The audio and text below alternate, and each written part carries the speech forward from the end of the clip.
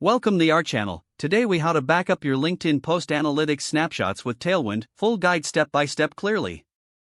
To back up your LinkedIn post analytics snapshots with Tailwind, begin by logging into your Tailwind account. Navigate to the LinkedIn section of the Tailwind dashboard.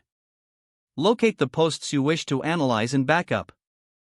Click on the specific post to open its detailed analytics. Review the analytics provided, such as engagement metrics and reach. Take a screenshot of the analytics dashboard for your records. Alternatively, you can use Tailwind's export feature if available. Look for an export or download option in the analytics section. Select the format you wish to download, typically CSV or PDF. Choose the specific date range for the data you want to back up. Once the file is prepared, download it to your device. Store the downloaded file in a designated folder for easy access later. To ensure you have comprehensive coverage, repeat this process for all posts you wish to back up. Regularly updating your backups will help you track changes over time.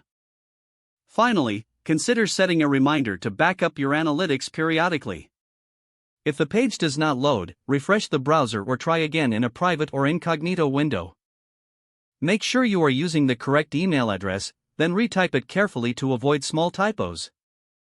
If your password is not accepted, use the reset option and create a new strong password you can remember. Check your spam folder for verification or security emails, then complete any requested confirmation steps. Enable two-factor authentication if available to improve account security and reduce unauthorized access risk. After signing in, review your profile details so your contact information and settings are accurate and current. If you see an error message, note it down and try again after restarting your device and internet connection. Log out when you finish, especially on shared devices, to keep your account and payment information secure. If the page does not load, refresh the browser or try again in a private or incognito window.